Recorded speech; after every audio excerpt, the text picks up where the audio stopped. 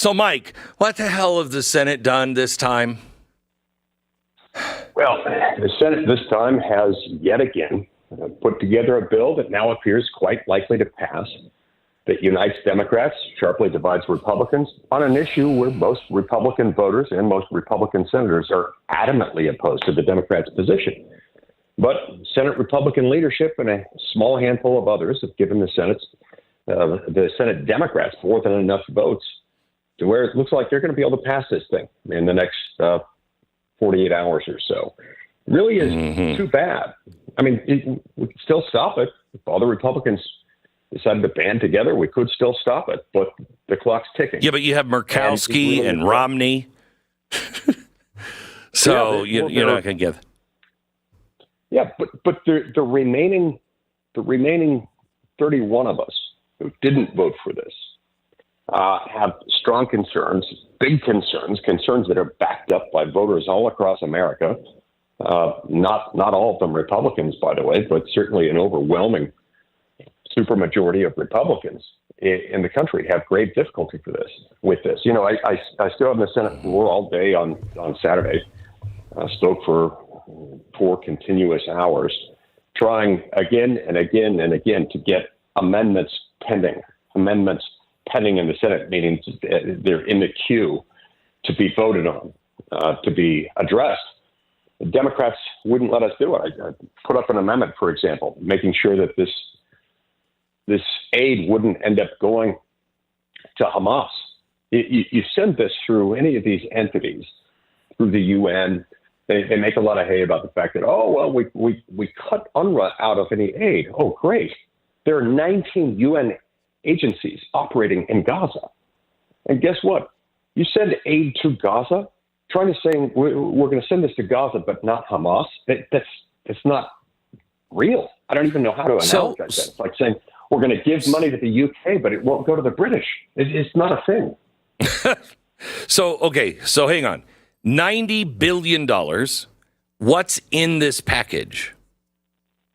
What are we sending? Of the $95 billion in the package, about $60 billion of it goes to Ukraine.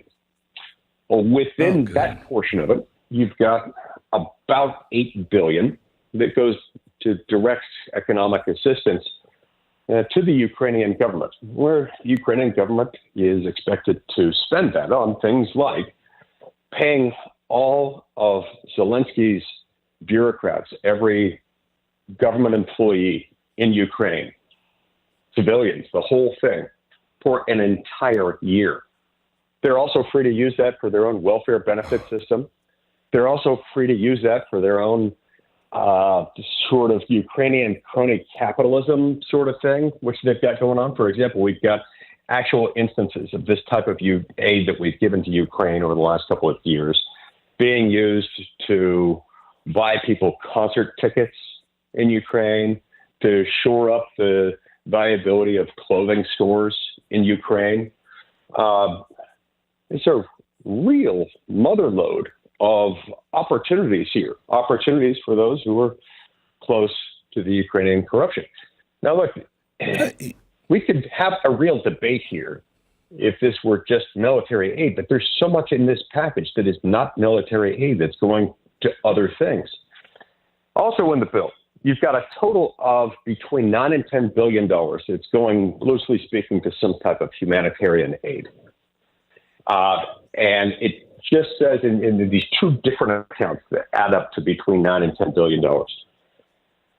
It says that they can go to these loose humanitarian concerns in and around Ukraine and in and around Israel, which means that in theory, the Biden administration could channel most or even all of that aid to Gaza. It's what Gaza does when we give them humanitarian aid. It's not Gaza broadly. This is Hamas. Well, Hamas in the past has used our aid money, whether funneled through the United Nations, as it usually is, or otherwise. They build tunnels, they buy arms, they prepare to attack innocent Israelis and do horrible things. This is giving them more of an opportunity to do that very thing that resulted in October 7th. But make no mistake, Hamas is not content with October 7th. That's just a preview of more things to come. All they need are the resources, and apparently we might be providing them with those. Mike, it's Pat Gray. Just to be clear, I want to make sure I understand. You are anti-Ukrainian concerts, then, as well as anti-Ukrainian clothing stores. Yeah, I got that too. Good catch. Did you? Good catch, Pat. Thank you. He was just going to let that slide, and I don't want it to. Mike, I have to tell you, Ukrainians can go to concerts, they can buy the clothing they want, but not on the American taxpayer dime. That's my position. I have to tell you, Mike, at every corner, it seems, since 2008, when we're talking about big money, the American people have not had it. Big corporations have gotten it. The big banks have gotten it. The Fed has gotten it. Foreign countries have gotten it. The clothing stores in Ukraine have gotten it. But the ma and pa, I had to buy a black suit over the weekend, and I went into this great, legendary clothing store in New Haven, Connecticut called Ferrucci's. And as I'm talking to the guy behind the counter, and he's like, COVID killed us, man. It killed the clothing industry. They're struggling. You know, the people that made really good suits for like Brooks Brothers and stuff for him. He said they used to have 2,000 employees. He said they got down to, I think it was 150 employees, and now they're back up to 500. And everything has changed, and not a dime has been helping out these companies. They destroyed us.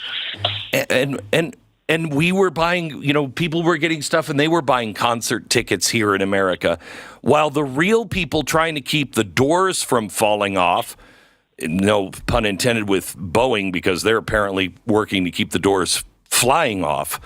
The people who are really doing the hard work, they never get a break from this government, ever.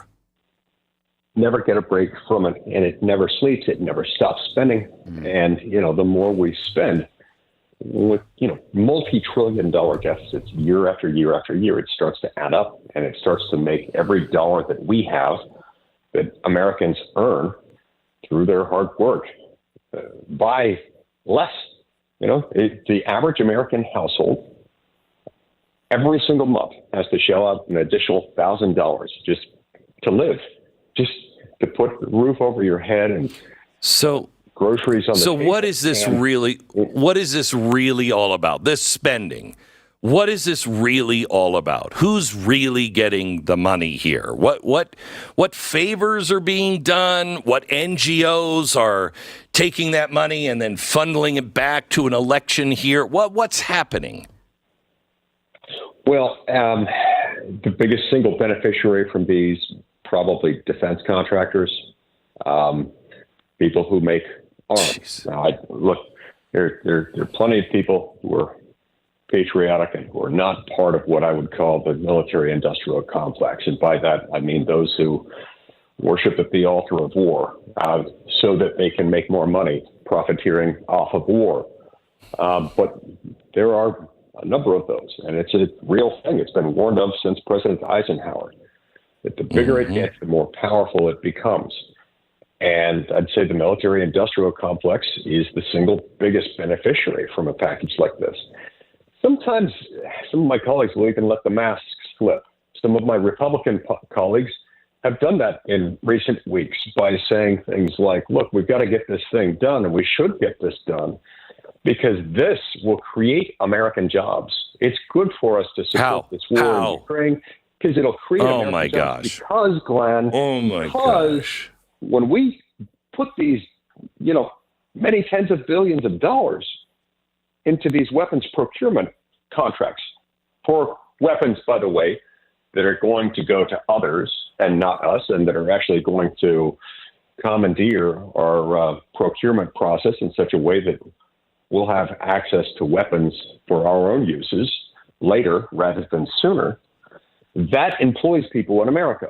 That employs people who make a lot of these weapon systems that we're going to be sending over there. But these are things that are, we have a finite stash of them. We've already exhausted a lot of them. it's already going to take us, even before we add this package to it, years, possibly until 2030 or 2035, to replace a lot of this stuff. What happens when we deplete more and more of this stuff while unable to produce more here at home? It really is concerning. We become less and less capable of protecting the American homeland from whatever attack we might face here. This is deeply concerning. Okay, so Mike Lee in the Senate fighting hard along with, there are about 13 of you, are there not? Well, how many are fighting? No, there's 31. 31 Senate Republicans who are opposing this. Yeah. And think about what that means for a minute. That means this is an overwhelming supermajority of Republicans in the United States Senate who are against it. And yet our Senate Republican leadership is all for it.